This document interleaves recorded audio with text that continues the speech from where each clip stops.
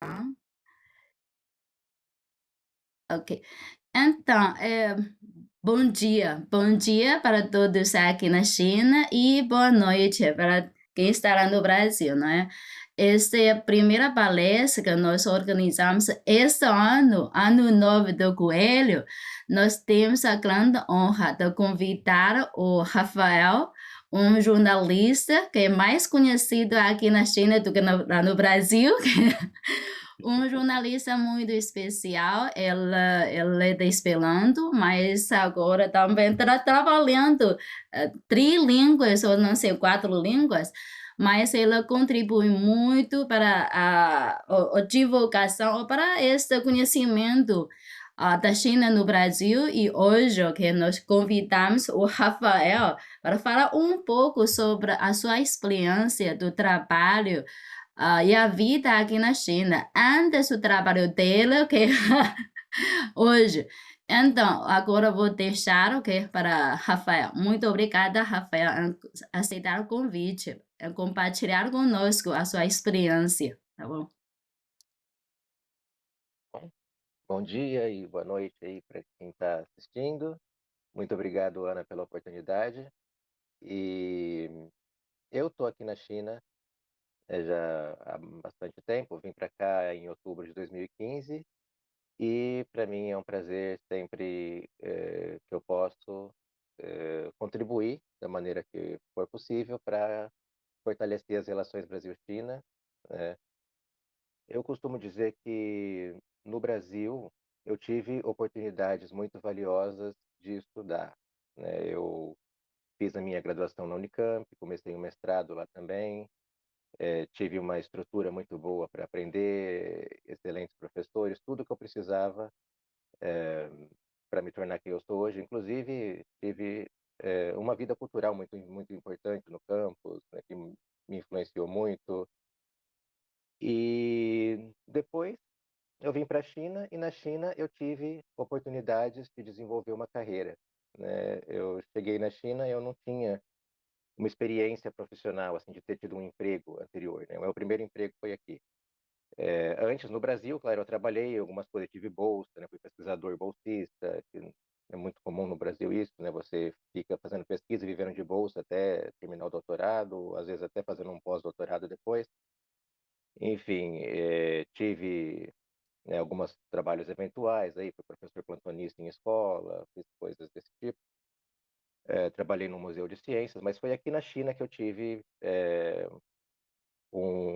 a possibilidade de desenvolver uma carreira mesmo, né? Então, é, hoje eu vejo que eu tive um desenvolvimento profissional muito grande aqui na China, então eu sou muito grato tanto ao Brasil quanto à China por conta disso, né? Eu acho que foi na minha vida, fez toda a diferença essa complementaridade entre o que o Brasil pôde me oferecer e o que a China também me ofereceu. E como é que eu vim parar na China? Então, tudo começou quando em 2006, eu era estudante na Unicamp e eu resolvi aprender Esperanto, né? Eu tinha acabado de terminar o curso de inglês, tinha feito, né, o nível mais alto de inglês que havia. E aí eu queria aprender uma outra língua, e eu não sabia qual, né? E naquela época tinha poucas opções de língua, né? Mas eu fui assistir uma aula de Esperanto, eu estava, na verdade, mais curioso, né, pela língua, eu queria ter uma noção de como a língua era, mas não estava realmente interessado em aprender. Mas aí, com esse contato com a língua, eu me interessei e resolvi aprender mesmo, né? E passei a interagir com pessoas do mundo todo através dessa língua.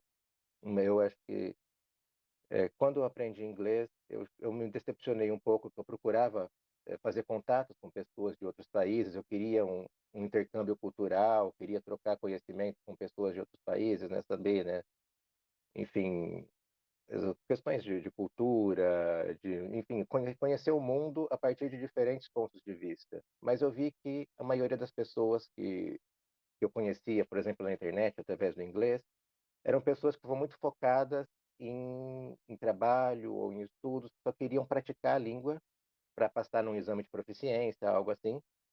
E o Esperanto não, né, no Esperanto eu encontrei pessoas como eu, pessoas que tinham um interesse, de conhecer, diferentes visões de mundo, diferentes experiências, diferentes culturas, e daí eu fui me envolvendo cada vez mais com a língua. E no Esperanto a gente tem, né, existia antes na China uma editora chamada, China Esperanto Eldoneio, a editora esperantista chinesa, que publicou muitas obras traduzidas do chinês, muitos clássicos da literatura chinesa, obras, né, de autores conhecidos da China, e também literatura original, inclusive. E eu comecei, né, quando eu comecei a aprender Esperanto, eu tive contato. Meu primeiro contato com a literatura e com a cultura chinesa foi através do Esperanto. A China Esperanto Eldoneio, ela foi incorporada a edições de línguas estrangeiras, que hoje em dia publica livros em diversas línguas e que faz parte do mesmo grupo editorial onde eu trabalho. Enfim, então esse foi meu primeiro contato com a China. E depois as coisas foram evoluindo, né, eu passei a atuar no movimento esperantista, conhecer pessoas do mundo todo e me envolver em projetos que usavam o Esperanto como língua. Em 2011, eu participei da fundação de uma rádio em Esperanto, uma rádio online chamada Mosaico, que foi criada por jovens do mundo todo. Em 2012, eu representei a Organização Mundial de Esperanto na Rio+20, conferência no Rio de Janeiro, né, sobre sustentabilidade. Foi muito legal ter essa experiência. E E as coisas foram evoluindo, e naquele mesmo ano de 2012, eu ganhei uma viagem para o Vietnã para participar do meu primeiro congresso mundial de Esperanto. E quando eu cheguei lá no Vietnã, foi interessante que no primeiro dia do congresso, quando eu cheguei de manhã para o congresso, a primeira pessoa que eu conheci lá no congresso foi um chinês, um jovem estudante que na época morava em Guangdong, estava fazendo a graduação dele lá. E hoje nós dois trabalhamos juntos no mesmo lugar, né? Ver como o mundo é pequeno. E, enfim, lá no Vietnã eu fiquei sabendo que a El Popolo Tinha, né, uma página de notícias em Esperanto, contrata estrangeiros para trabalhar na redação. Naquela época havia um japonês trabalhando lá, né, o Sui Hiroyu, que trabalhou comigo. Ele ficou vários anos aqui na China, ficou 6 anos, eu acho. E eles estavam procurando um segundo redator estrangeiro.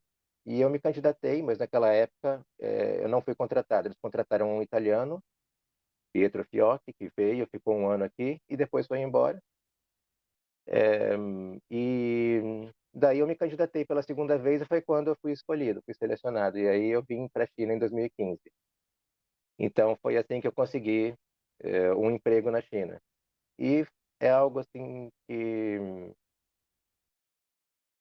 eu antes disso, eu nunca pensei em vir para a China, né? Aliás, eu gostaria de vir assim para conhecer, até para ter uma experiência, mas eu pensava em seguir carreira no Brasil, né? Meu projeto inicialmente era seguir carreira acadêmica no Brasil, mas por conta de uma série de dificuldades que eu fui encontrando e também, enfim, eu fui desanimando, né? Por uma falta de perspectivas que eu via no Brasil naquele momento. E vir para a China se tornou uma opção interessante, até porque naquela época, em 2014, eu comecei a minha pós-graduação na Polônia, na Universidade Adam Mickiewicz, e eu precisava ir para a Polônia todo ano, 2 vezes ao ano, para uma semana intensa de estudos lá, e isso tem um custo, né? E eu precisava de dinheiro para poder terminar meus estudos na Polônia. E eu tive um amigo brasileiro que trabalhava numa empresa no Brasil, e o chefe deixava ele dividir as férias dele em duas partes para poder ir para a Polônia estudar. Mas chegou um dia que o chefe falou, olha, não posso mais continuar fazendo isso, ou você escolhe se você quer trabalhar ou se você quer estudar, né? E ele acabou tendo que largar o curso. Eu não queria que isso acontecesse comigo, né? E aqui na China eu encontrei todo o apoio que eu precisava para poder estudar na Polônia, né? Me disseram, ó, quando você precisar ir, você vai, enfim. E eu sempre que eu precisava ir para a Polônia, eu só avisava, mas eu vou ter que estar lá de tal dia a tal dia, e me liberavam para ir para a Polônia estudar, né? Sempre me pagaram meu salário direitinho aqui, então eu podia, né, comprar as passagens e tudo mais. E ao mesmo tempo eu fui me interessando mais e mais pela China e gostando da vida aqui, me acostumando com o país e acabei ficando, né? Aliás, os brasileiros, não só brasileiros, mas estrangeiros em geral que eu conheci aqui na China, uma grande parte deles veio para a China para estudar ou para trabalhar 1, 2 anos e acabou ficando, né? Pessoas que gostaram do país e acabaram ficando por aqui.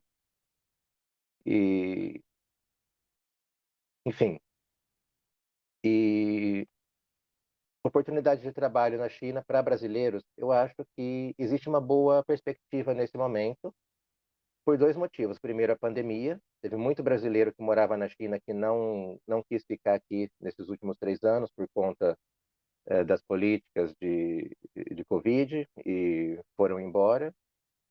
Então já tem essas vagas, né, em aberto que vão começar a ser preenchidas agora nos próximos, uh, nesse ano, no próximo, acredito também. E também por conta de uma tendência de melhoria nas relações Brasil-China, né, que deve fortalecer a relação entre os dois países em termos comerciais, em termos de intercâmbio em diversas áreas, e isso pode também trazer muitas oportunidades para brasileiros aqui. Então, eu pessoalmente estou animado nesse momento com as perspectivas para as relações Brasil-China nos próximos anos. Bom, eu cheguei aqui em Pequim, eu não sabia falar nenhuma palavra em chinês praticamente, né?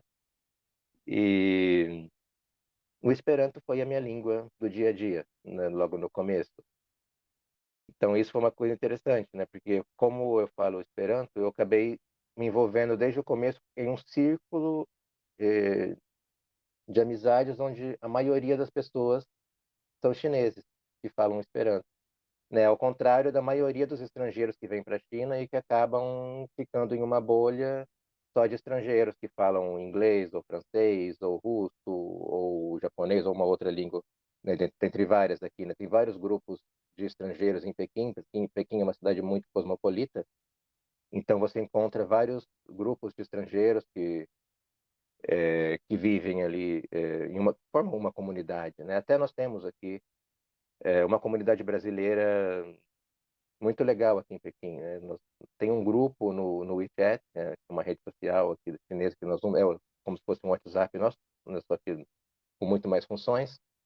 Nós temos aí uns 400 e poucos pessoas no grupo, né? Mas na verdade a maioria das pessoas são pessoas que moraram aqui no Pequim no passado e não estão mais aqui, ou enfim, ou que estão vindo para cá, mas ainda assim uma boa parte ali no grupo, principalmente o pessoal mais ativo, são pessoas que moram aqui. De vez em quando a gente se encontra, a gente organiza alguma coisa. E, enfim, é muito legal essa interação, mas eu acho que interagir com a população local é essencial se você quer conhecer melhor a cultura do país, se integrar melhor.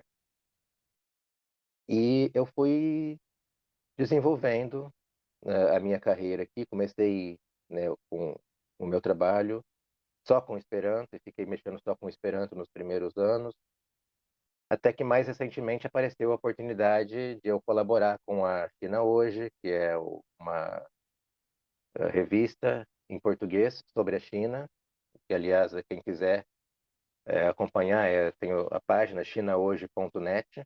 Lá vocês podem acompanhar notícias da China. Tem também no Facebook, tem no YouTube um canal. E na China Hoje, antigamente era publicado em papel no Brasil, mas atualmente está sendo só em PDF. Né? Lá no site você pode assinar a China Hoje, é gratuito. e quando a revista é publicada, você recebe o PDF e pode ler a revista, né? Eu, de vez em quando, publico lá, e nós temos duas séries de vídeos que aparecem na China hoje.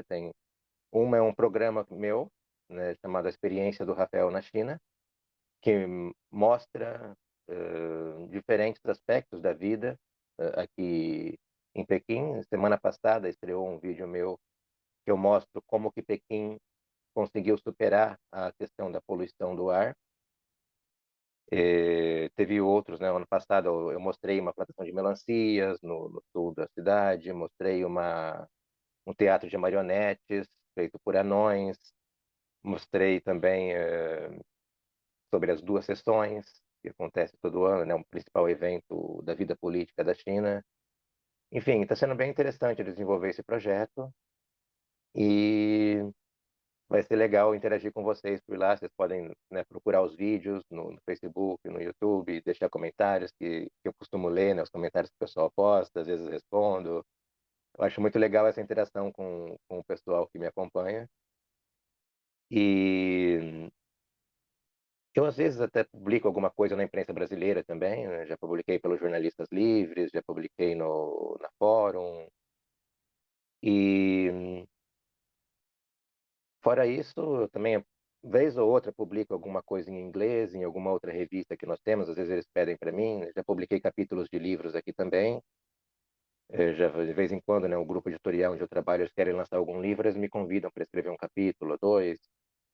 E eu também estou escrevendo um livro meu, né? Vai ser o meu primeiro livro, vai ser lançado esse ano. Eu já estou trabalhando nesse livro desde o início do ano passado e estou terminando agora. Vai ser um livro sobre a minha experiência na China. Esse livro ele é muito, eu me inspirei muito na Verda Maio, que é uma esperantista japonesa que veio, se casou com um chinês e veio morar na China bem naquela época que houve a guerra sino-japonesa. A experiência dela foi super legal, porque ela era uma comunista japonesa morando na China na época que os comunistas chineses estavam lutando contra a invasão japonesa, né? E ela é, esteve do lado dos chineses, né? Porque ela achava um absurdo um país estar invadindo o outro, né? Tá querendo subjugar o outro. Ela defendia uma relação horizontal entre os países e os povos do mundo. E eu gosto muito da obra da Verda Maio. O jeito que ela narra é muito interessante, né? Ela narra em primeira pessoa e expõe muito a visão dela de uma maneira assim que faz a gente refletir. Então, assim, eu resolvi narrar em primeira pessoa, na verdade, por conta dessa influência da Verda Maia, que eu gosto muito do estilo dela de narrar.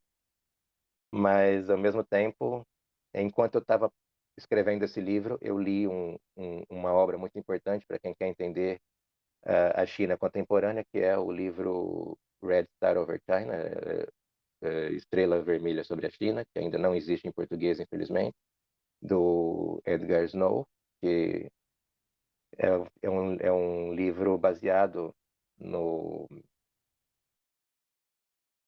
na revolução que houve na China, né, no movimento que deu origem à fundação depois da República Popular em 49.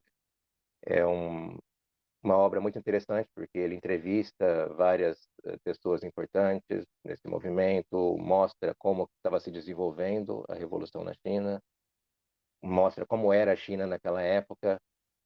Então, é uma obra essencial para quem quer conhecer a China como ela é hoje, que é para quem quer entender de forma mais profunda aquele processo de construção da nova China, né, que tudo começou ali, né, nos anos 20, 30.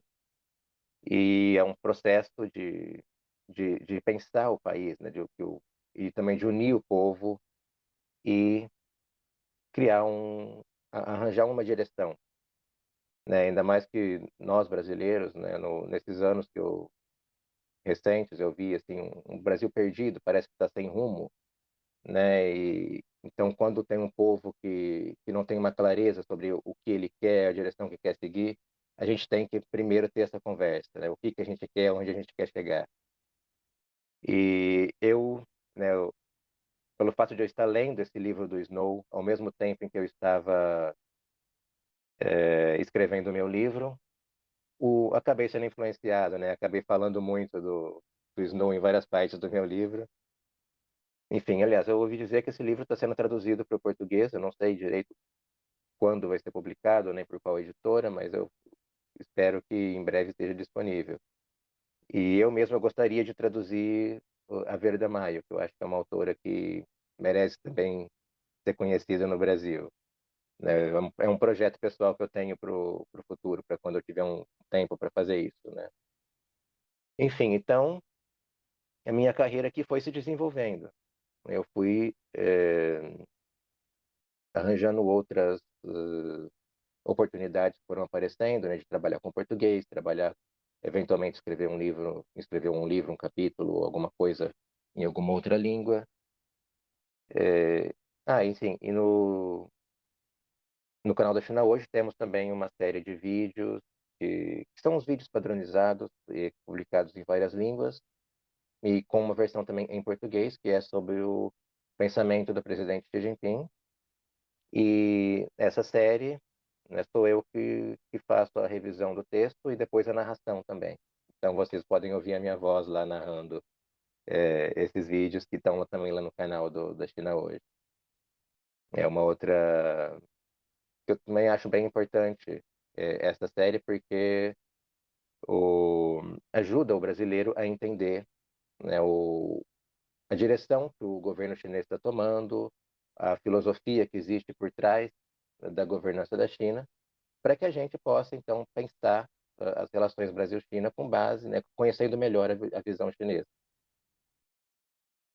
Enfim, e com relação à língua, né, uma coisa que eu aprendi é que quem vem para a China sem saber a língua, sem ter nenhuma base, é, claro que você vai rapidamente adquirir aquele chinês de sobrevivência, né, do dia a dia, aquelas palavras básicas que todo mundo usa com frequência, mas se você acha que passando 1, 2 anos na China você vai ficar fluente só assim por osmose, só por interagir com as pessoas no dia a dia, isso não costuma acontecer, né?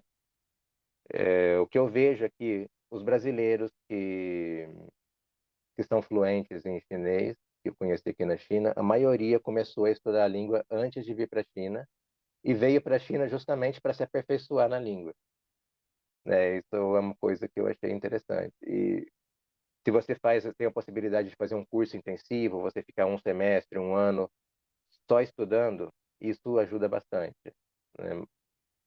Agora, se você vem, que no meu caso, eu vem para trabalhar, e no começo eu fazia aulas numa escola aqui em Pequim, então eu contratei um curso e eu tinha que ir, né, depois do trabalho, 2 vezes por semana, depois do trabalho eu ia para a escola, tinha aulas e voltava depois para minha casa. Com a pandemia, muitas escolas de idiomas aqui de Pequim migraram para a internet. Hoje está sendo cada vez mais difícil achar um curso presencial, né? Eu sei que existem, principalmente em universidades, mas está sendo mais raro, até porque a demanda por cursos online tem crescido, né? Eu sei que muitas escolas fecharam os cursos presenciais e hoje atendem só pela internet.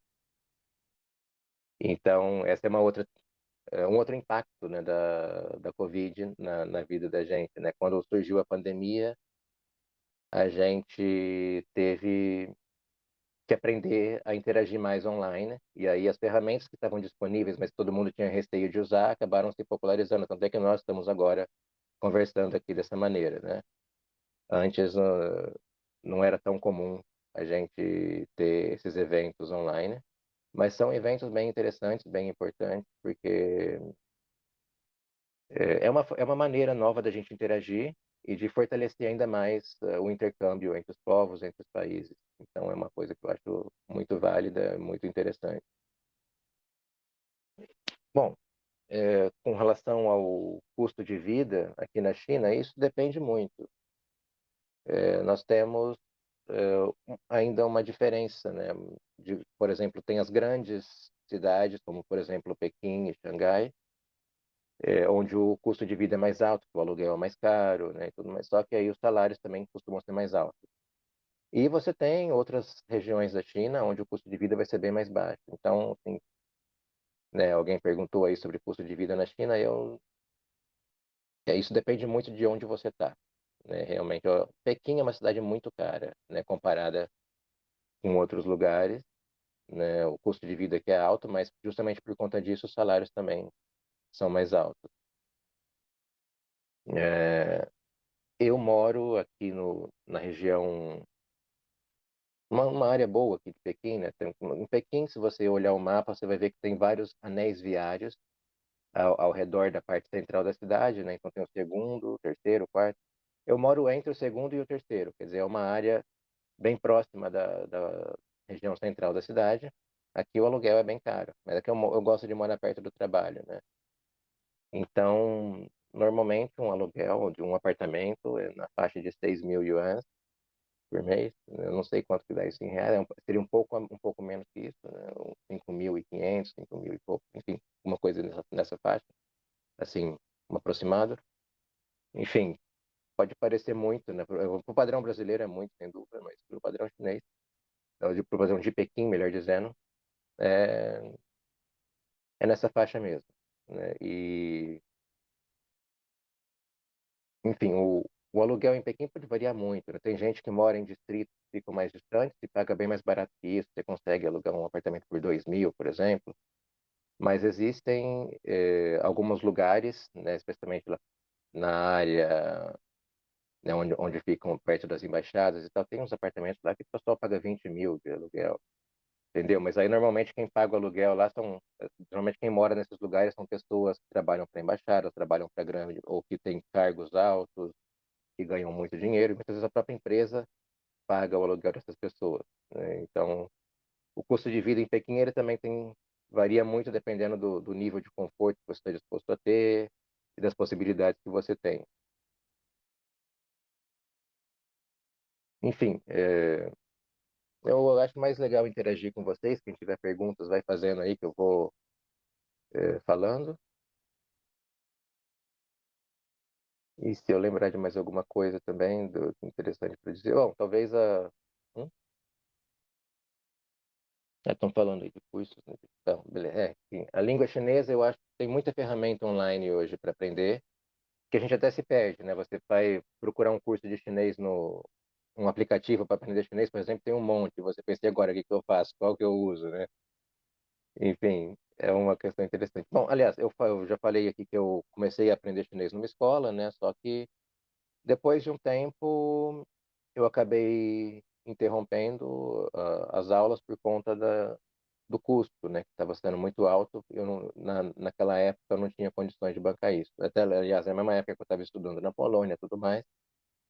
Então, eu interrompi as minhas aulas de chinês depois de alguns meses, mas foi um aprendizado bem valioso. Aqueles primeiros meses que eu estudei a língua, eu aprendi bastante. E naquela época eu tinha mais tempo para estudar em casa também. Hoje em dia, como eu estou fazendo mais coisas, trabalhando mais, fica mais difícil estudar. Mas depois de um tempo, começaram a oferecer aulas no meu trabalho. Isso é uma vantagem também no local onde eu trabalho, eu tenho essa vantagem, que é um lugar ótimo, em que investem muito no, na qualificação dos profissionais que estão lá, dão muita oportunidade para gente. E eu sei que meus colegas chineses têm a oportunidade de fazer aulas de outras línguas, né? Tem aulas de espanhol, de inglês, de francês, enfim. E os estrangeiros têm a oportunidade de aprender chinês, né? Só que assim, não é sempre. Normalmente a gente tem aula só no segundo semestre do ano. Monta um curso, contrata uma professora, ela vai lá dar aula para a gente toda semana, normalmente 2 vezes por semana. E então eu passei alguns anos estudando chinês no meu trabalho, né, através desse programa, né, dessa oportunidade que me deram, que eu achei muito legal. E assim eu pude aperfeiçoar um pouco o meu conhecimento da língua. Mas depois que veio a pandemia, também a interação entre as pessoas, a interação pessoal diminuiu um pouco, né? Com mais aquela coisa de trabalhar em casa, de sair menos. Então, né, essa falta de interação tem uma contribuição negativa também no aprendizado de língua, né? Se você não pratica, você acaba esquecendo. Esse é um outro fator também que impacta quem está aqui na China, né, nesses últimos anos, tentando aprender a língua, né? Para você aprender uma língua, você tem que interagir. E o que eu vejo é que o pessoal, os estrangeiros que conseguem aprender chinês mais rápido, são aqueles que praticam mais, são justamente aquele pessoal assim, mais extrovertido, que chega num bar e quer aplicar aquilo que estudou, né? Quer tentar conversar com alguém, né? Mas é claro que nem todo mundo consegue fazer isso. Tem gente que tem mais dificuldade para interagir com outras pessoas e vai aprender mais devagar.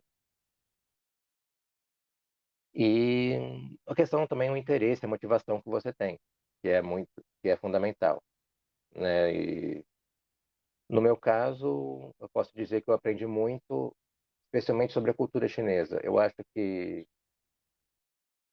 toda língua ela tem uma relação íntima com a cultura que a criou, né? Existe uma relação, né, entre as duas coisas. E eu percebo que, né, quando você estuda a língua chinesa, você passa a entender melhor a cultura, o modo de pensamento, né, uma série de coisas que estão por trás da língua, né, que levaram ao desenvolvimento dela. Então, isso é uma coisa que ficou claro para mim desde o começo. E eu acho que uma coisa muito legal de estudar chinês é isso, que você passa a enxergar o mundo de outra forma. Né? Isso eu experimentei quando eu estudei inglês, quando eu estudei Esperanto, quando eu estudei espanhol, foi a mesma sensação de que você começa a enxergar o mundo de outra forma, você começa a entender outras maneiras de organizar as ideias, outras maneiras de apresentar um conceito, outras maneiras de lidar com a necessidade de comunicação humana.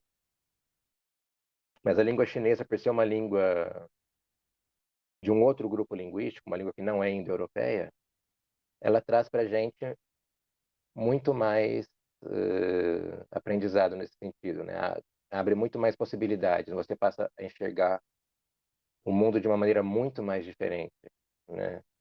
Porque não é uma língua europeia. E, ao mesmo tempo, existe mais dificuldade também, porque, por exemplo, você não vai encontrar uma palavra que é igual nas duas línguas, né? Você escuta uma palavra em chinês, você não estudou aquela palavra, não sabe o que é, você não vai conseguir identificar. Ao passo que se você escuta, por exemplo, uma palavra em espanhol que você nunca ouviu antes, ela é parecida com o português, você vai conseguir deduzir. Né? Embora às vezes a sua dedução vai ser errada, né? Existem os falsos cognatos. Então, às vezes você é induzido ao erro, mas no geral, você vai conseguir entender. Então, isso é uma dificuldade, né? Você tem um vocabulário completamente diferente, uma estrutura gramatical totalmente diferente também. Isso, embora traga uma certa dificuldade, ao mesmo tempo te traz essa possibilidade de enxergar o mundo de outra forma. E a questão da fonética, que eu acho que é complicado mesmo no chinês, você falar chinês, a questão dos tons, né, né, a fonética tem essa particularidade, que você tem ali uma região acústica para cada fonema, né, uma região acústica que você escuta algum som que está dentro daquela região acústica, você associa isso a uma palavra ou a uma letra, enfim. E no caso do chinês, essa região acústica ele é muito pequena, né? Então, se você tem um pouquinho de sotaque, se você usou o tom errado, você quer dizer uma coisa e diz outra. Enfim, esse é um ponto que eu acho especialmente difícil para nós brasileiros, né? Porque tanto para ouvir a língua quanto para falar, você tem essa dificuldade. Eu lembro, por exemplo, quando eu vim para a China, né? Tem duas províncias, né, próximas aqui, né? Tem uma cuja capital é Xi'an e a outra cuja capital é Taiyuan, né? Que as duas têm nomes bem parecidos, né? Então, quando alguém falava para mim Shanxi, eu não sabia qual dessas duas províncias a pessoa estava se referindo. né? Porque para mim soava como igual os dois nomes. Da mesma forma, né? No oeste da China, isso aí, alguém escreveu aí, né? Isso, legal. Ah, foi a Ana que escreveu, muito obrigado. Que aí vocês podem ver a diferença, né? Enfim, e teve também as duas províncias na verdade, as duas regiões autônomas do oeste da China, né? Tem Xinjiang, que é no norte, e Xizang, no sul, que a gente conhece como Tibete, né? Também soava igual para mim. Quando eu vim para a China, eu não conseguia perceber, né, a diferença de pronúncia dos dois. E só depois de vários anos na China que eu comecei assim, a perceber essa diferença super natural para mim. Né? Conforme você vai ouvindo, você vai se acostumando com a língua. E isso é uma coisa que eu fui percebendo com o passar do tempo, que hoje eu consigo, eu estou mais acostumado com o chinês. A gente começa a entender melhor, né? Mas especialmente no começo, eu tinha assim uma dificuldade enorme com os sons do chinês. Quando eu ouvia alguma coisa, eu não conseguia entender do que se tratava, né? Eu via como parece, né? Isso parece com aquilo, né? E agora do que ele está falando, né? Hoje eu já consigo identificar as diferenças. Então isso para vocês terem uma ideia, né? Dessa dificuldade que nós brasileiros encontramos ao aprender chinês, mas é claro que você, depois que ultrapassa é, essa dificuldade inicial, tudo fica mais fácil, né? Inclusive, uma coisa que eu vi aqui, né, com base assim, na experiência de vários estrangeiros que eu conheci aqui na China que aprenderam chinês, aqueles que conseguiram aprender diversas vezes se sentiram desmotivados no caminho, mas insistiram, entendeu? Continuaram tentando e um dia chegaram lá. Agora, aquele pessoal que desiste, né, de uma vez, né, se você desistir, né, e não quiser mais, aí claro, você não vai aprender. Mas quem insiste por mais tempo, quem continua tentando, é quem algum dia vai conseguir mesmo ficar fluente. Então, essa é uma dica importante. Agora, falar chinês é ajuda no trabalho, é importante para quem vem trabalhar na China. Aí é uma outra questão, né? Eu vejo que, bom, na minha área, né, eu trabalho não só com jornalismo, mas também faço revisão de textos, essas coisas.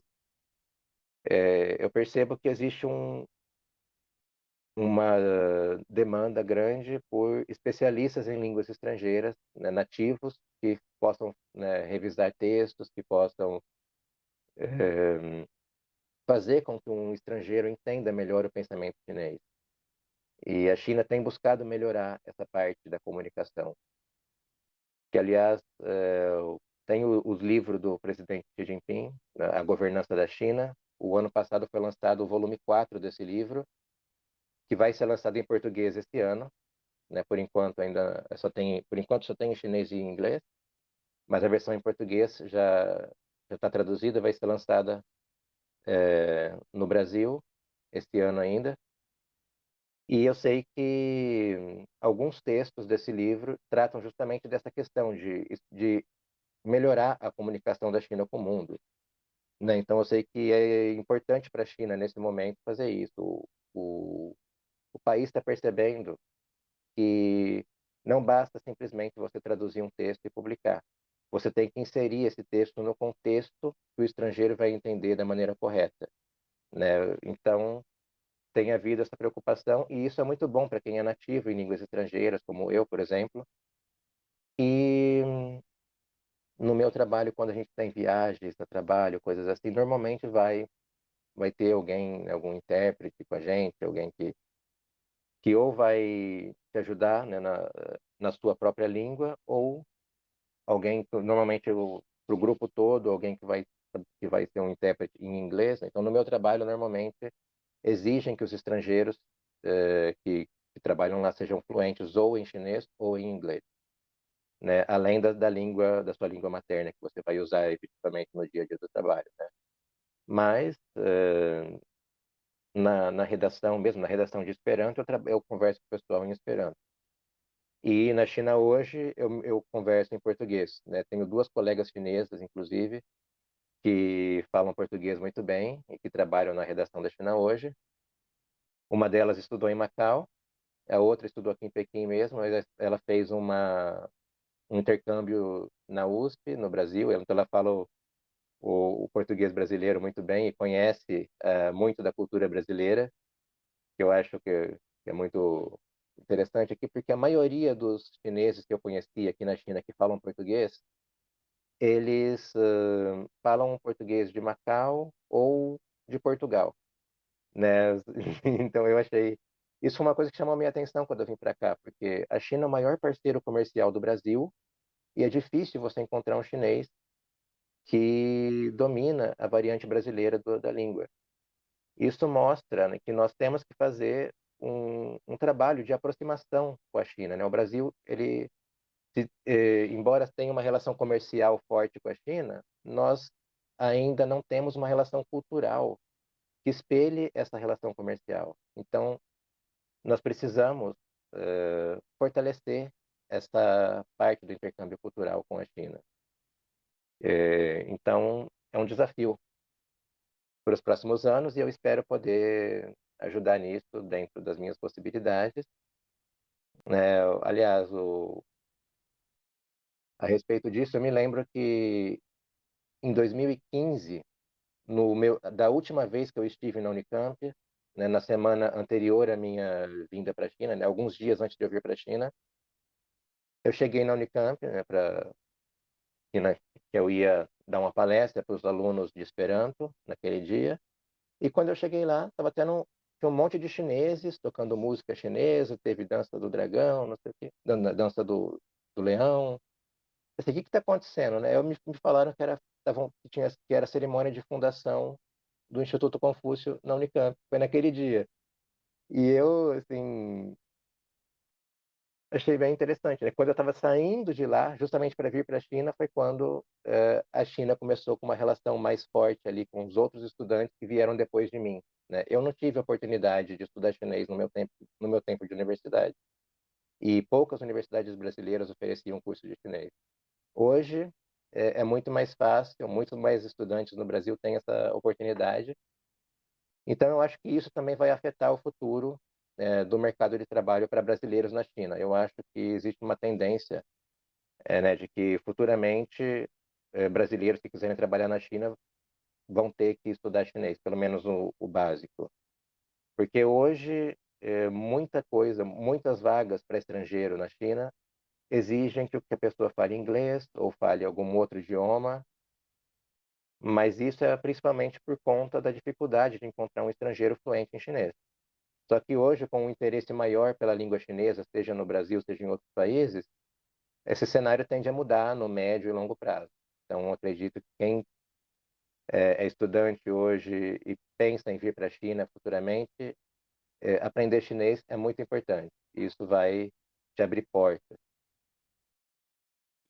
Ô, Rafael, essa sua fala é muito interessante sobre a sua experiência no Unicamp, porque estava lá no mesmo dia, ou um dia antes, fui eu que Ah, ajudei a criar o Instituto uhum. Confúcio no Unicamp, na visita do nosso presidente Xi, no ano 2024, nessa primeira visita dele, que antes dele é o Plix, não é? Por isso foi lá que para a Ah, inoculação do Instituto Confusão Unicamp. Por isso nós encontrávamos no Brasil algumas vezes, nós encontrávamos, ficávamos na mesma cidade, mas não conhecemos pessoalmente. Mas essa fala é muito interessante. sem dúvida. Né? Enfim, aliás, eu acho que o trabalho do Instituto Confúcio no Brasil é muito importante justamente para fortalecer essa relação cultural entre o Brasil e a China, que é algo de grande importância para que as relações Brasil-China se aprofundem ainda mais. Não, É é uma relação verdade. que... É verdade, no ano 2014, que com a visita do presidente Xi, nós criamos três Institutos Confúcios, um é o Unicamp, e outro do Ceará, que é o Instituto Confúcio da UFC, e Uhum. outro Instituto Confúcio na Universidade Estadual Ah, do Pará.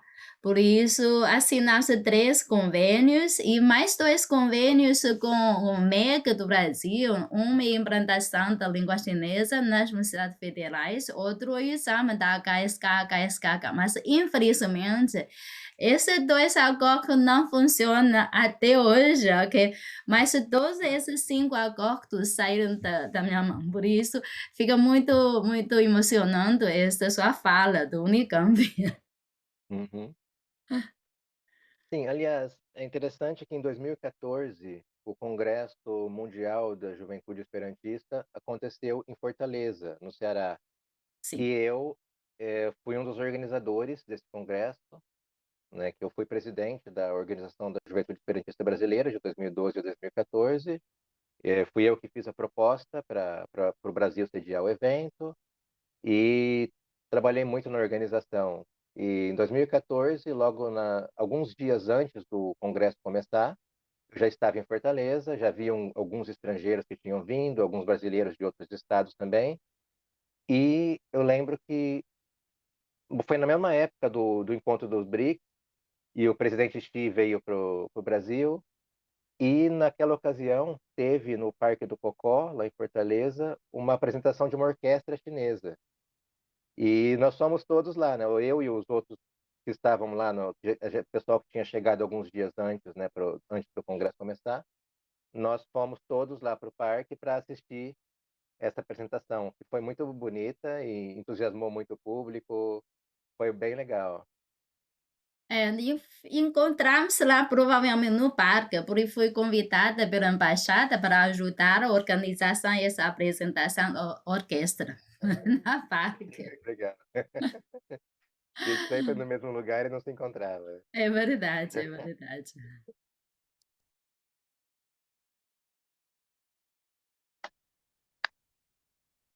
Aqui tem uma frase da Soraya, Hum. você pode dar uma olhada, porque a sua Soraya tem grande vontade, né, trabalhar nessa área. Soraya quer trabalhar sinofobia. Interessante. Bom, eu não sei os detalhes da área de pesquisa dela, o que exatamente ela está pensando em fazer, mas a sinofobia é uma questão muito importante e que eu acho que tem muito a ver com o que a gente está, com o cenário que a gente está vivendo hoje de uma transição de poder, né, em que a China deve se tornar até 2035 a maior potência econômica do planeta, né, superando os Estados Unidos. E depois, em 2075, né, a estimativa é que por volta de 2075 seja a vez da Índia ultrapassar os Estados Unidos. E aí, então, a gente tem, né, para esse século XXI, essa perspectiva de que dois países da Ásia, que além de serem dois países importantes, são duas civilizações muito antigas, sem nenhuma civilizações independentes da civilização europeia, né, que surgiram com outra base, né, que se desenvolveram de forma autônoma, vão assumir uma posição de destaque no mundo, né, vão ter um papel importantíssimo para o planeta. E essa é uma mudança histórica, né? Desde o Império Romano, que todas as transições de poder acontecem entre países que têm uma mesma base cultural, né? Que são países europeus ou que foram ou ex-colônias, no caso dos Estados Unidos, né, que assumiram, né, que são hoje a grande potência mundial. Então, essa nova mudança, né, que acontece no mundo, você vai ter aí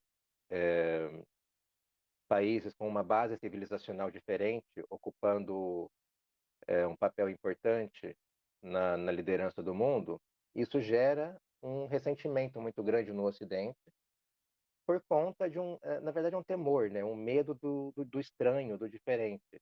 Né? Até quando você estuda a história das relações entre Oriente e Ocidente, sempre existe ali um viés muito preconceituoso, né? Por conta das diferenças culturais.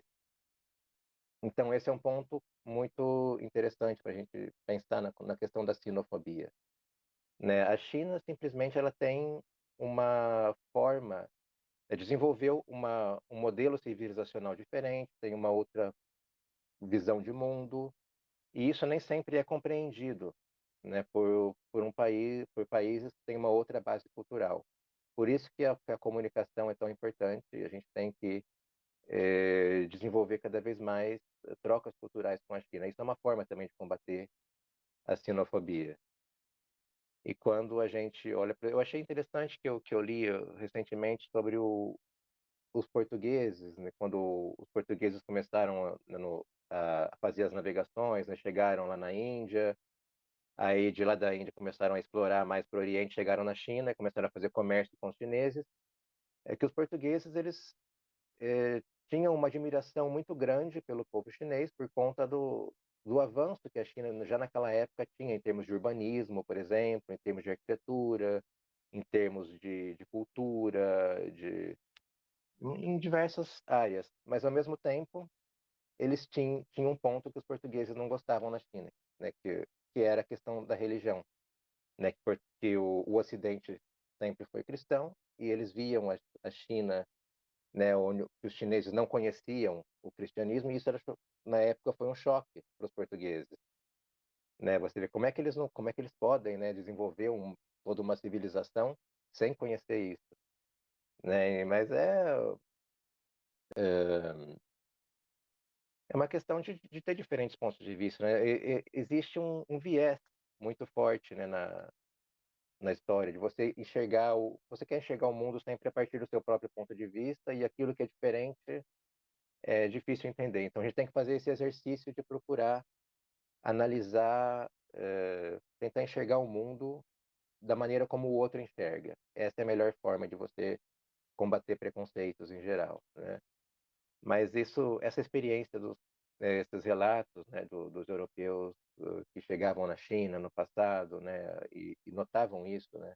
Eles viam um progresso, mas ao mesmo tempo como tinha todo esse progresso tinha base, né, uma base tanto uma base filosófica, religiosa, política, diferente daquela que construiu as sociedades europeias, eles se recusavam a enxergar isso como uma civilização no mesmo patamar, né? Havia uma inferiorização do chinês, simplesmente por ter uma civilização construída sobre outras bases.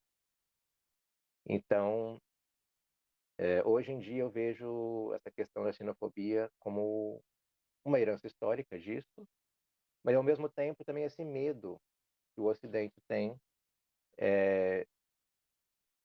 do crescimento do poder econômico da China, né, pelo fato de ser um país que tem uma outra base civilizacional. Então, eu lembro que quando eu fui para a Europa, quando eu estudei na Polônia, né, naquela época eu conheci vários europeus de diversos países, e alguns deles falavam que, assim, eles demonstravam um incômodo com a hegemonia dos Estados Unidos, com a forma como os Estados Unidos agem com relação a outros países, mas ao mesmo tempo eles diziam, mas a alternativa é a China, e os chineses, o tema que pode ser ainda pior.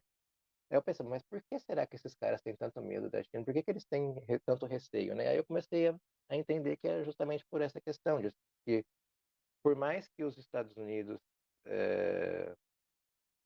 tenham enfim, por mais que haja na Europa um certo ressentimento com relação aos Estados Unidos por conta de um desejo da Europa de ter uma maior autonomia no mundo, eu percebi que existe esse eles sabem que os Estados Unidos têm a mesma base cultural que eles. Então eles têm receio de se aproximar mais da China, justamente porque eles sabem que é um país de uma outra base cultural que eles não conseguem entender. Então, muito desse receio que tem hoje com relação à China parte desse medo, né? O medo do outro, o medo do diferente. E quando eu vim para a China, eu também eu também conhecia estereótipos, né? Você nasce no Brasil, você cresce se informando sobre a China a partir do que a imprensa ocidental diz, a partir do que você lê na internet, por exemplo. né? E você, de certa forma, desenvolve também um conceito estereotipado a respeito da China. E desde que eu cheguei aqui, eu fui aos poucos descobrindo que a China real é bem diferente de muito do que eu imaginava, em muitos aspectos. Então, isso é uma questão interessante. Aliás, na semana anterior à minha vinda para a China, imaginem vocês, né? Foram meses que eu passei me preparando para vir para a China, né? Eu me candidatei a uma vaga de emprego, né? Passei por entrevista, mandei currículo, tive que mandar um monte de documento, não sei o quê. Enfim, fui lá no consulado em São Paulo para pegar o visto, para poder viajar, aquele monte de coisa. Aí, quando está tudo pronto, quando eu estou, né, preparando as malas para vir para a China, né, um dia eu entrei no Facebook e tinha né, alguém apareceu lá nas coisas compartilhadas comigo, tinha uma fotografia de uma janela de um prédio na China, e a janela tinha uma grade. E aí, aquela foto estava acompanhada de um texto afirmando que as empresas na China estavam colocando grades nas janelas porque as condições de trabalho eram tão ruins que os trabalhadores estariam pulando da janela para se suicidar. E eu via que, imagina, você está se preparando para vir para a China para trabalhar, você lê um negócio desse, né? Dá vontade de, não vou mais não, né? Mas eu não acreditei, né? Porque eu conheço vários chineses, né? Eu já conhecia muitos chineses na época, inclusive alguns que eu conhecia através de congressos de Esperanto, que todo ano viajam para o exterior, né? Às vezes a trabalho, às vezes por lazer, né? E existe essa peculiaridade, né, no mundo hoje, né? A quantidade de turistas chineses que havia no exterior antes da pandemia e que vai começar a ter de novo agora, era enorme, entendeu? Qualquer cidadão chinês tem permissão para sair do país quando quiser. Então, assim, os chineses compram uma passagem para outro país, viajam, passam as férias lá, depois voltam. Se as condições, né, de vida e de trabalho na China fossem tão horríveis como se costuma dizer, né, nesses textos que a gente lê na internet, eles não voltariam, eles iam pedir asilo para um outro país e ficar por lá. Né? Se tem tanta gente da China que vai para o exterior, passeia e depois volta, né, é sinal de que essas pessoas só querem mesmo ter uma experiência diferente, conhecer o mundo, passear, mas não estão de fato, mas estão contentes com a vida que elas têm aqui.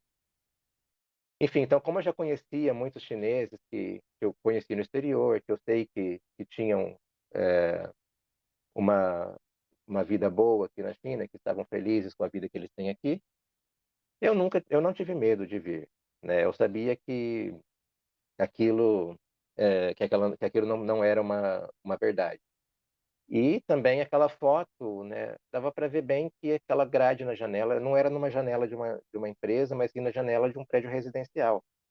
Até dava para ver que na janela do lado tinha roupas estendidas, né, secando, enfim. E quando eu cheguei aqui na China, eu percebi que essas grades nas janelas dos prédios são comuns, assim como tem no Brasil também. No Brasil, a gente coloca, especialmente nos andares mais de baixo, a gente coloca grade, né, para evitar que alguém entre, né, que tenha um roubo, alguma coisa. E também para evitar que alguém caia, né? Que nem, no Brasil, o pessoal costuma pôr tela naquelas janelas mais altas, né? Mas, enfim. Então, na China, o pessoal coloca essas grades. Às vezes até colocam assim uma grade que deixa um espaço na parte entre a janela e a grade e estendem roupa ali para secar, fazem coisas assim. E enfim. Então, quando eu percebi que isso realmente é uma coisa que a pessoa voluntariamente coloca na casa dela por um motivo pessoal, e não tem nada a ver com o que se diz, né? Aliás, né, na Europa, em Israel, no Sri Lanka, em diversos países que eu visitei, eu vi que é comum você encontrar grades nas janelas também, pelo menos nas janelas do primeiro andar, né? Aliás, uma diferença interessante entre Brasil e China é que no Brasil o andar, né, os andares do prédio a gente conta como térreo, depois aí o de cima é o primeiro. Aqui na China o primeiro é o térreo. A gente conta um, dois, três. No Brasil começa a contar do zero. essa também é uma outra diferença que eu achei muito estranho no começo. Demorou um pouco para eu me acostumar com esse conceito, porque eu lembro quando, na minha primeira semana, que eu tinha que procurar um lugar para morar, e eu ia visitar os prédios e o pessoal falava, esse apartamento é no primeiro andar. Eu chegava, era no térreo. Ué, enfim, e aí eu fui acostumando. É muito interessante esta fala do Rafael, que é sobre a sua chegada à China, sobre a sua vida, trabalho aqui na China, sobre esse processo de adaptação à cultura chinesa, a vida aqui na China. Acho que assim, cada cultura é diferente, não é bom, não é mal, que a cultura chinesa tem a sua, assim, a China tem a sua história, tem a sua civilização, a sua cultura. E o Brasil também, por isso eu agradeço muito a fala do Rafael, que é sobre essa China, ah, na visão do Rafael, uma China que existe, não é? Na visão do Rafael, não é China na televisão da China ou na mídia da China, nem mídia do Brasil. Por isso, a gente está trabalhando bastante, ok? Pelo menos no meu caso, do Instituto Confúcio, para promover esses conhecimentos, essa compreensão entre culturas. No nosso caso, que eu dou conhecimentos da China no Brasil, mais conhecimento do Brasil aqui na China, que nós faltamos muito. Porque quando falamos sobre o Brasil, que ficamos, esse Brasil fica longe. Tem carnaval, tem futebol, violência. É assim, não conhecemos muito bem o Brasil aqui na China. Eu quero dizer, na China, acho que temos muito menos pesquisadores sobre o Brasil do que os pesquisadores sobre a China no Brasil. Por isso, essa falta muito, né, nessa área dos conhecimentos. Antes da compreensão, primeiro você tem que conhecer tanto a língua, a cultura, a história e tal. Por isso, o trabalho do Rafael é único. Ela chegou aqui como jornalista esperando, mas agora trabalha muito mais com a língua eh, portuguesa. E aqui, como o Rafael falou também, que faltamos muito a promoção da língua portuguesa do Brasil. A maioria parte dos alunos, tanto os alunos, professores da língua portuguesa, falam com sotaque muito forte de Portugal. Eu também fui estudar em Portugal. Quando cheguei ao Brasil, eu falava com sotaque muito forte de Coimbra. Mas com eh, português como uma língua inglesa tem essa variedade, não é? Brasil, como maioria parcela de negócios da China, precisamos de que tem uma parte da participação da língua portuguesa do Brasil nesse processo, né? Por isso, a gente está tentando bastante para promover os conhecimentos do Brasil aqui na China e a língua, sim, língua portuguesa do Brasil, conhecer o sotaque do Brasil aqui, né? Porque com a língua chega mais a cultura, a história, muito mais de tudo.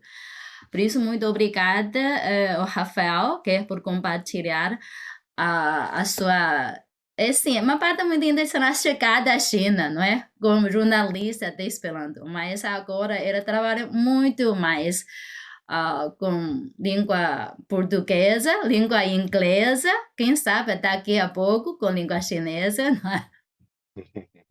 Tomara. É. Muito obrigada, Rafael. E quem tem mais dúvidas pode escrever aqui no Uhum. espaço do chat ou também pode ligar o seu microfone. Porque daqui a pouco o Rafael tem que trabalhar, ok? Começamos o trabalho no dia, né? Sim. Também vou colocar o meu contato aqui, para quem está no Brasil, vou pensar que esse intercâmbio aqui na China com o seu HSK nível 3 ou HSK básico, já posso solicitar as bolsas para estudar aqui na China desde setembro. Tudo está voltando depois de 3 anos da pandemia, né? Esse ano tudo está voltando normal. E também temos projetos como China Studies Program para os doutorados, que falam bem chinês, ok? Com nível 5, pelo menos com nível 5, temos bolsas exclusivas Por isso temos muitas possibilidades. E para os alunos de língua portuguesa aqui na China, também estamos começando, não é? Recomeçando esse intercâmbio com o Brasil, que é para os alunos ficar lá um ano, normalmente o aluno do terceiro ano de português pode ficar no Brasil um ano letivo. Por isso, para quem tem interesse em participar esse intercâmbio, que é promover juntos essa relação Brasil-China, a porta está aberta. Por isso, coloquei aqui meu contato, tanto do e-mail como meu código do WeChat, tá bom? Hum. Ah, ok. Não tem. Ana, Aham. eu acabei de falar a respeito de estereótipos que existem sobre o trabalho na China, né? Que no Uhum, uhum, exterior muita gente acredita que a China, né? Que a China, os direitos trabalhistas são ruins, que as condições de trabalho são ruins. Então eu acredito que é importante falar também como é de fato trabalhar na China com base na minha experiência, né? uhum, Quais são as condições de trabalho que eu encontrei aqui. Então, eh, quando eu cheguei na China, né, no local onde eu trabalho, ficam várias editoras e vários órgãos de imprensa que todos fazem parte do mesmo grupo. O prédio é muito limpo, nós temos os escritórios, acho que o ambiente no escritório é bom, né, tem bastante espaço, enfim, minha mesa de trabalho me oferece bastante espaço e muita gente tem a liberdade de, por exemplo, trazer alguma coisa, né, para facilitar o seu próprio trabalho. Então, eu lembro que eu tinha uma. Na China, o pessoal tem a mania de fazer a cesta no meio no horário do almoço, né? Então, eu tinha uma colega que ela trazia uma cadeira dessas de deitar, né? E deitava e dava uma dormidinha. Isso na China é comum, né?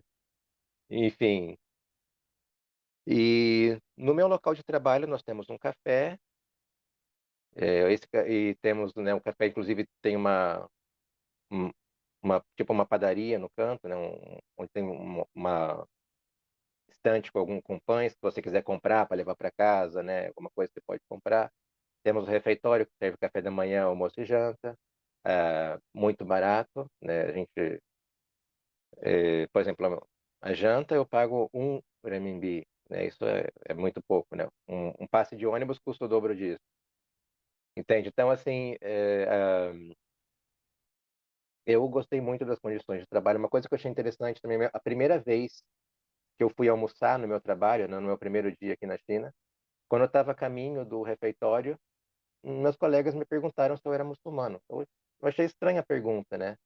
Por que estão perguntando isso? Aí quando eu cheguei no restaurante, eu descobri que tem uma fila só para muçulmanos, para eles se servirem com comida halal, né? E a outra fila pode ter carne de porco, né? Coisas que os muçulmanos não comem. Então eles preparam, tem uma seção só de comida halal específica para os trabalhadores muçulmanos.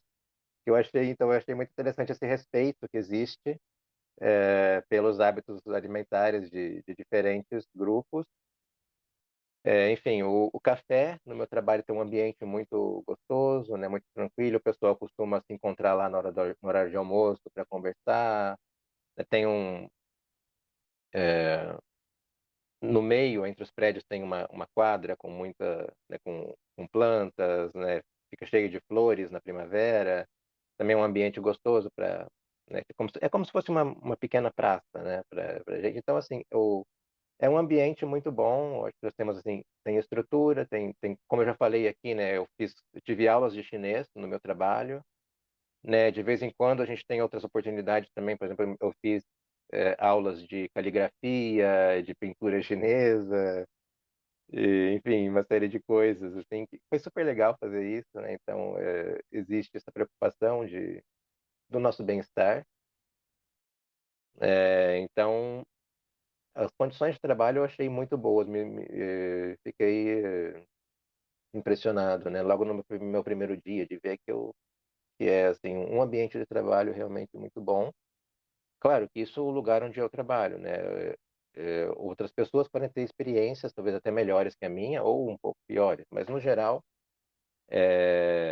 Né, enfim, não é todo lugar que tem uma estrutura tão boa como a de onde eu trabalho, mas, no geral, os trabalhadores chineses têm, boas condições de trabalho, né, e tem havido melhoria, isso que é o mais importante. Desde que eu vim para a China, eu notei que o país melhorou em muitos aspectos, né, de legislação, por exemplo, né, eh, legislação que protege melhor os direitos das pessoas em vários aspectos, né, desde de leis específicas para combater a violência doméstica, coisas desse tipo, até aperfeiçoamento das leis trabalhistas, né, teve o Código Civil aprovado em 2020, enfim, então a legislação chinesa está se tornando cada vez mais aperfeiçoada para garantir os direitos da população. E isso se reflete no nosso dia a dia, né? A gente se sente assim que tem mais garantias, mais oportunidades. Eu mesmo, quando eu vim para a China, né, eu não participava do sistema chinês de seguridade social e agora eu estou sendo inserido no sistema, né? O que me deixa muito contente e motivado a ficar na China e a trabalhar ainda mais para aproximar a China e o Brasil, né? Como eu já falei logo no começo, né, que eu devo muito ao Brasil por conta das oportunidades que o Brasil me deu de estudar, né, de criar, enfim, de me preparar para ter uma profissão, para ser útil à sociedade, né? E ao mesmo tempo a China me deu oportunidades de trabalho, né? Me deu a oportunidade não só de trabalhar, mas também de construir uma carreira. E então eu sou muito grato aos dois países e eu vejo hoje que eu me encaixo muito bem justamente nesse papel de promover o diálogo entre Brasil e China. É isso que eu gosto de fazer, é o que eu quero fazer e me sinto muito bem fazendo isso.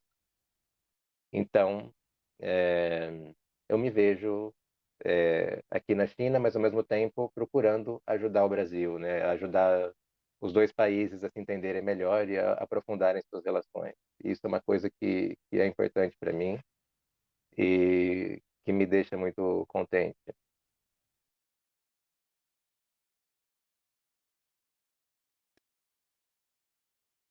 Muito Nenhuma bem. pergunta? Ah, sim, aqui tem uma parte sobre o visto. Você tem como para Ah, responder sobre essa parte, o visto do trabalho? bom, a minha experiência com isso foi em 2015.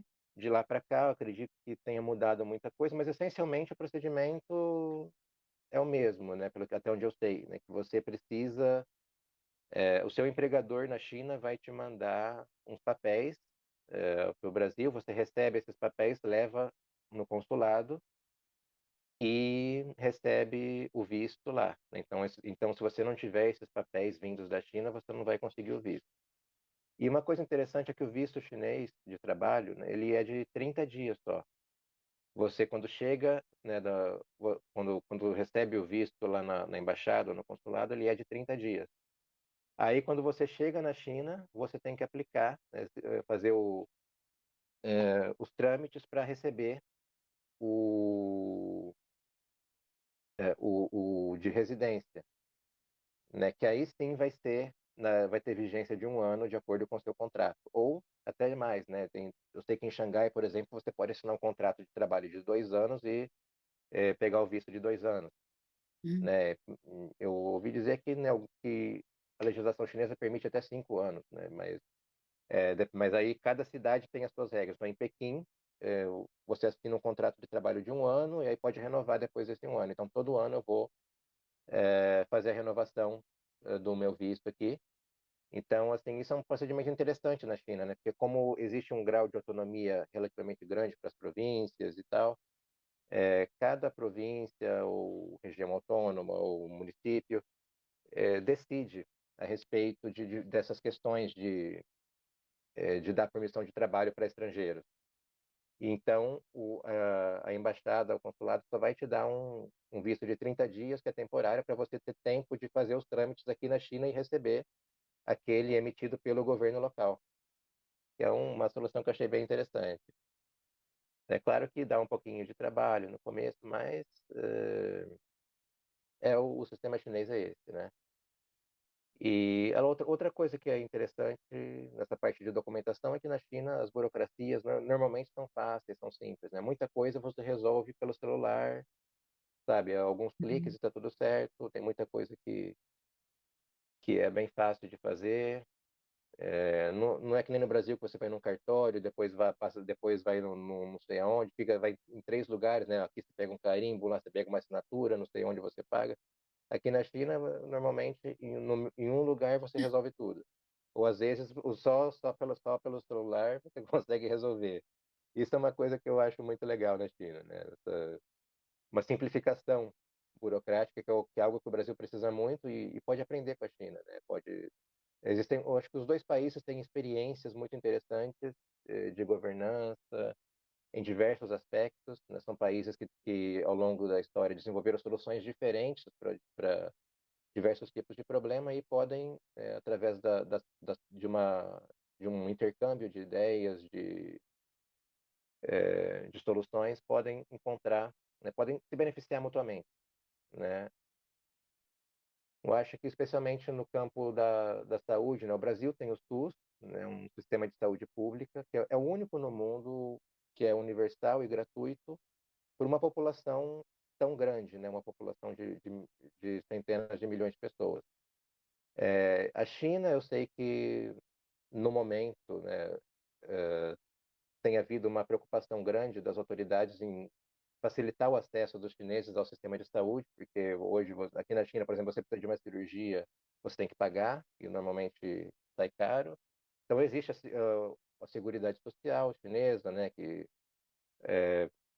enfim, você tem um seguro, quando você precisa de uma cirurgia, o seguro paga para você, enfim, tem situações assim. Mas nem todo mundo, né, a solução que nem sempre funciona para todo mundo. Tem pessoas que às vezes precisam pagar do próprio bolso, tem uma série de deficiências que precisam ser sanadas, né, e que o governo está trabalhando para melhorar, né, esse aspecto. E é um exemplo de como o Brasil e China podem interagir e melhorar, né? Ao mesmo tempo que quando você vai num hospital chinês, você vê eficiência, que no Brasil às vezes falta. Por exemplo, eu lembro que no Brasil você precisa de um exame de raio-x, você tem que o médico pede o exame, aí você tem que agendar para depois de 1, 2 semanas. Aí depois você chega, faz o exame, aí demora mais um tempo até o resultado sair. Para aí você marcar a consulta. Aqui na China, eu fui num hospital, precisei de um exame de raio-x. Assim que o médico solicitou o exame, eu fui na salinha do lado, entrei na fila para fazer o exame, já fiz ali na hora, coisa de 5 minutos. Uhum. E aí, quando eu voltei para a sala do médico, já estava o resultado na tela do computador dele. Entende? Então, assim, veja como que Brasil e China têm espaço para fazer um intercâmbio que seja benéfico para os dois lados, né? Quantas experiências a gente pode trocar e quanto a gente pode aprender um com o outro, né? Não, é verdade. E sobre esse visto trabalho, além do visto trabalho, acho que também tenho visto 5 anos de comércio e outros 5 anos de turismo. Mas com esses dois tipos de visto, você pode ficar na China, acho que máximo 180 dias por ano. Uhum, E ao contrário, no Brasil também tem esses dois vistos. Você pode ficar máximo por ano de 180 dias. uhum, Mas essa parte sobre a saúde é muito interessante. Temos muito que aprender um com o outro, né? Tanto no Brasil como aqui na China. Acho que é muito este intercâmbio das experiências, vamos dizer assim, acho que será muito importante para o futuro, não é? Quem sabe no futuro temos cada vez mais intercâmbios nessa área da saúde. uhum. Aliás, no campo da educação, recentemente o presidente Lula fez uma declaração de que ele gostaria de implementar a escola integral no Brasil, né? Que ele quer que o Brasil inicie um programa de educação em período integral, que é uma coisa que eu acho muito boa para o Brasil. E na China já é feita há bastante tempo, né? A China conseguiu implementar a escola integral para uma população gigantesca, né? Então, é um desafio enorme, que a China conseguiu superar, né, com uma população muito maior que a do Brasil, com um número de estudantes muito maior que o do Brasil.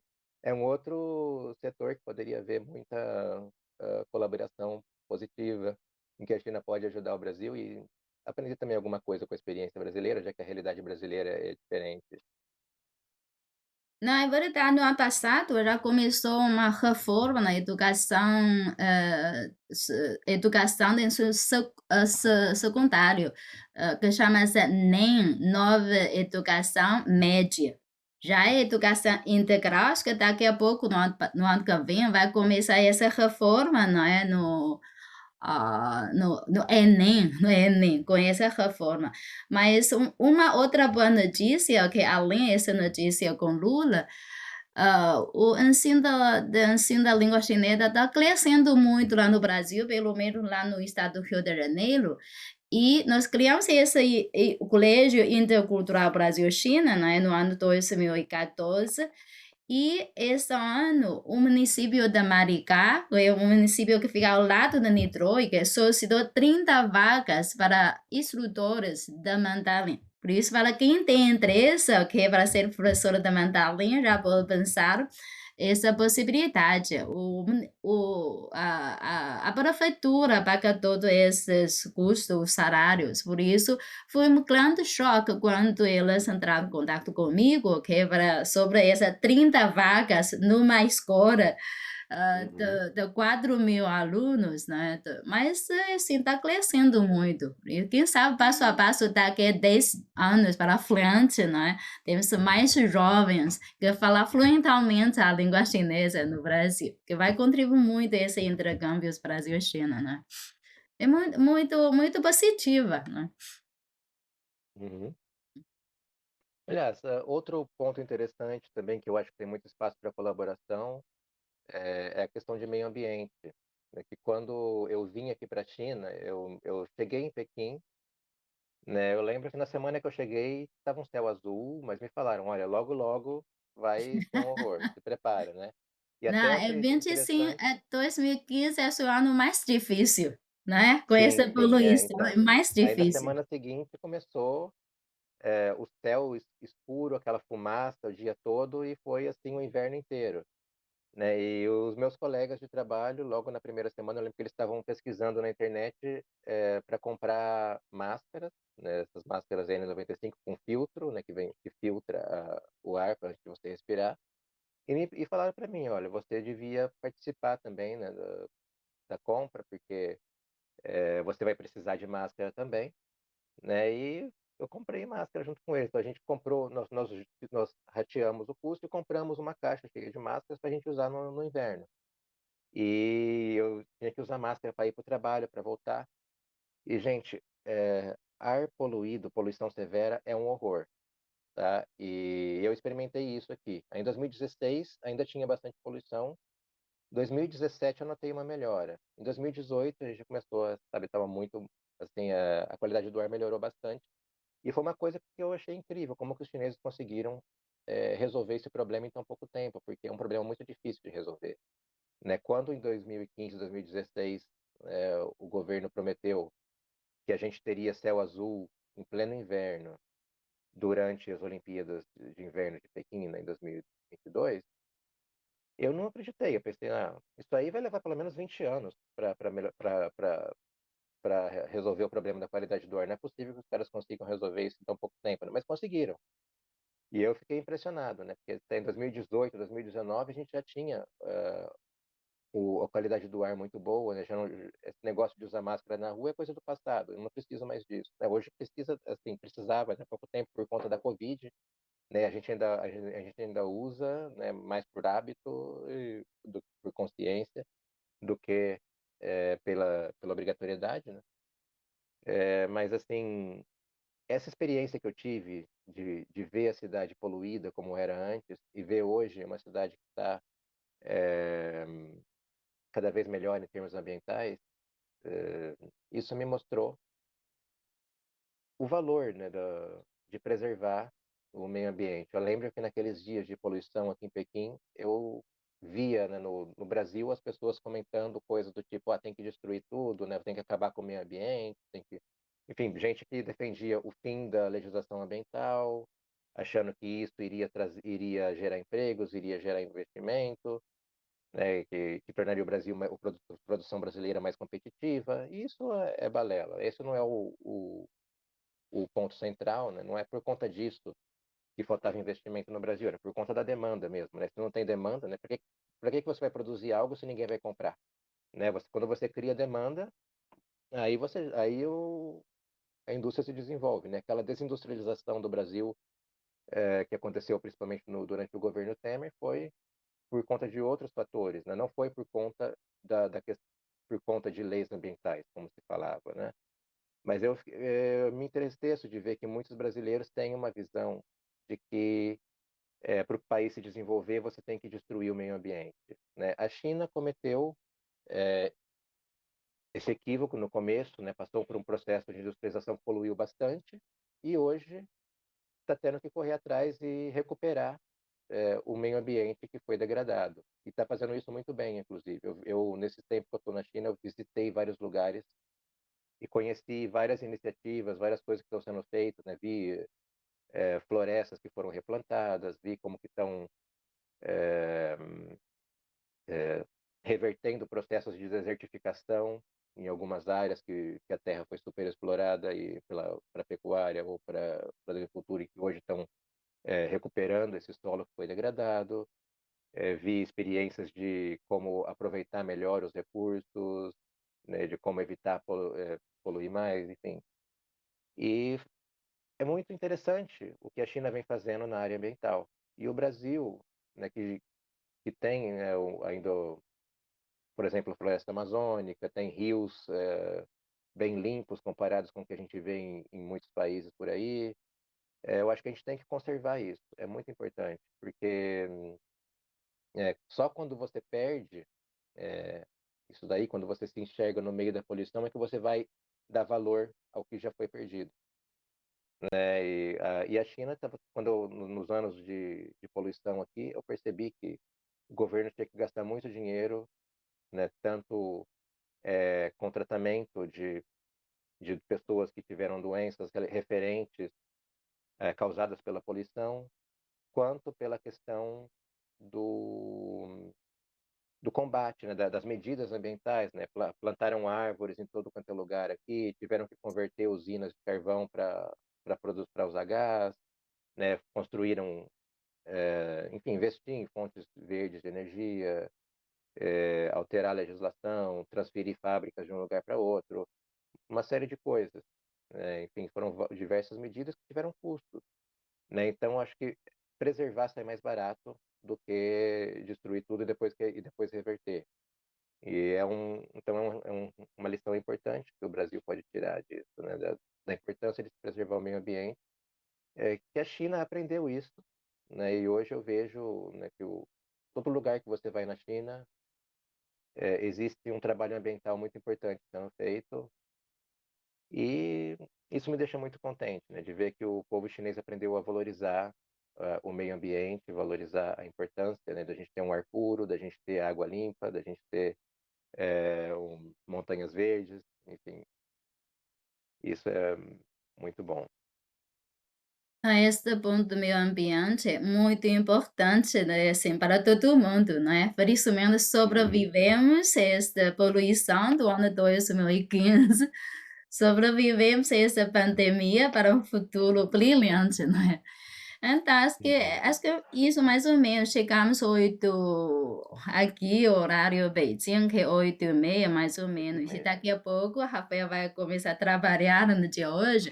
Acho que podemos encerrar aqui hoje. Muito obrigada, Rafael, pela essa fala sobre a sua experiência aqui na China, sobre essa visão, tanto na língua como na cultura, como esse meio ambiente.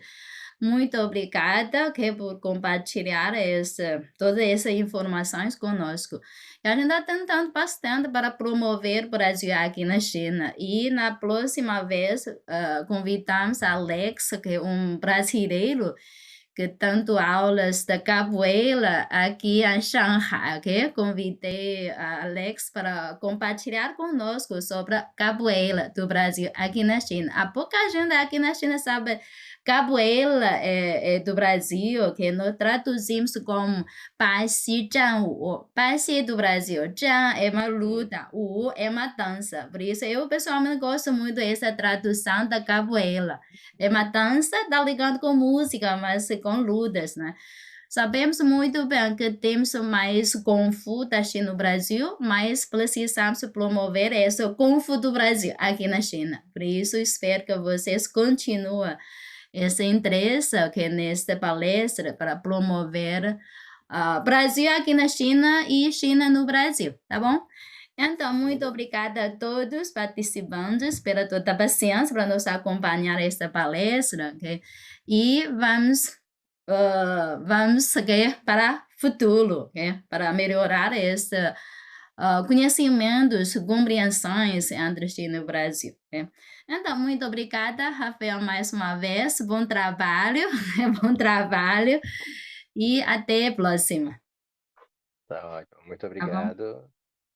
E, enfim, boa noite para quem está no Brasil, que já vai dormir daqui a pouco. Bom dia para quem está na China, que assim como eu vai trabalhar agora.